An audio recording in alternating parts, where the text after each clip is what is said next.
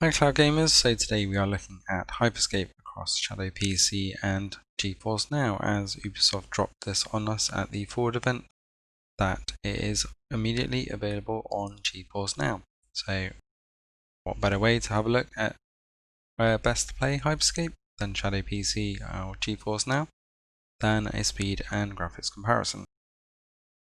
So kicking off the speed test here, we have Shadow PC as the boost tier on the left and GeForce Now on the right. So I will say off the bat, the GeForce Now is going to be on the back foot, because for some reason, no matter how hard I try, GeForce Now is only giving me a 1080C rig, which is probably one of the worst rigs you can get on GeForce Now. And why they have done this, I do not know, because Hyperscape is a fast-paced, high FPS game, and to give it such a low rig is just downright stupid. This has annoyed me somewhat, because GeForce Now has the ability to give some fantastic rigs up to the 2080D. Maybe a little bit overkill for Hyperscape, but you can see already that Shadow PC has hit the title screen at 1 minute 12. And it's loading towards the hub, and we're only really just starting to hit that GeForce Now load time for Hyperscape. And Shadow PC is at the hub at 1:29, and I can start matching for solo gameplay.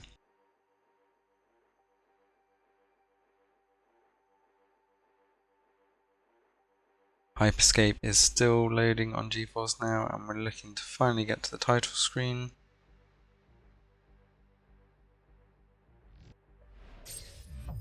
At 1:54 there, and loading towards the hub.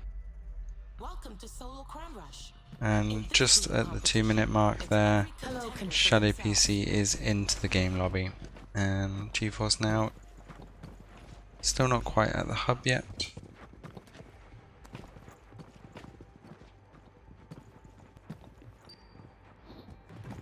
And we're finally into the hub there at 2:19, so a bit slower to load from the title to the hub there at 25 seconds on GeForce Now.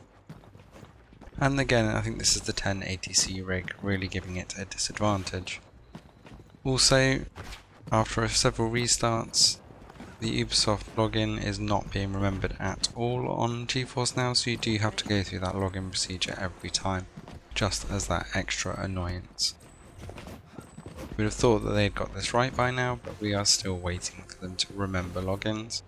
Although Ubisoft does seem to be fairly inconsistent on remembering logins even on PC. There we go. Shadow PC is actually into a game, and we're finally into the game lobby around the 3-minute mark there on GeForce Now.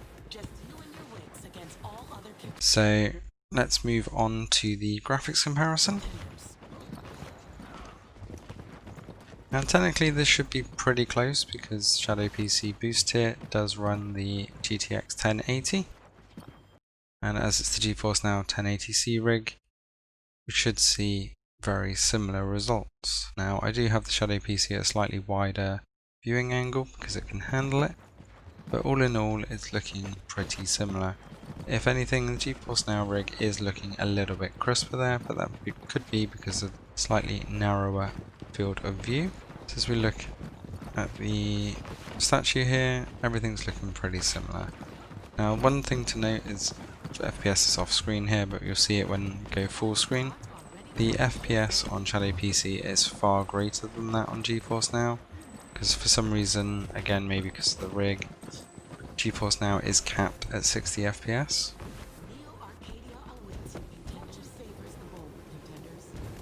So as we load into the game, we can see the overview here of the world.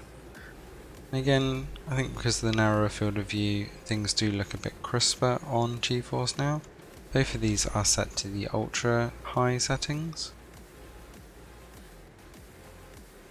We both head in towards the moleculum, and we'll get it fairly close here. It's very similar on the graphics front.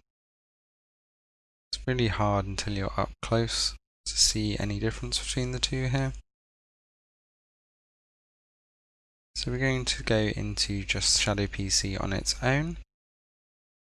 Now we can see with that slightly wider viewing angle that even up close everything is looking crisp and very smooth on the movements, and this is where the higher FPS really does pay off. As you can see in the top right, using the GeForce Experience FPS counter, we're hovering around the 90 mark with a few little dips there, but the responsiveness is immediate.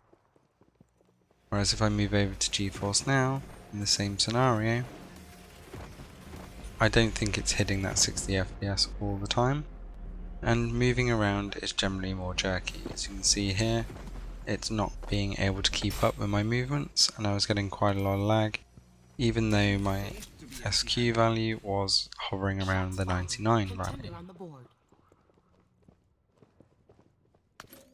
Well, something to consider.